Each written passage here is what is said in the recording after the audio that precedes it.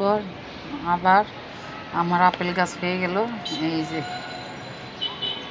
এই যে 5 দিন পর আবার দেখাচ্ছি, আরও আছে। এই যে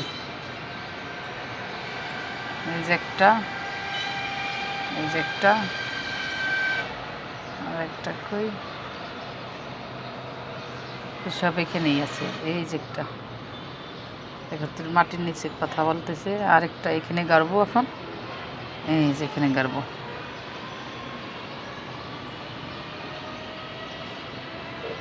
এই যে এখানে গেড়ে দেবো, দেখি।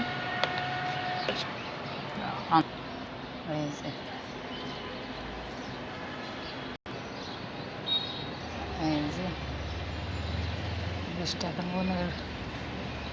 রোপণ করবো।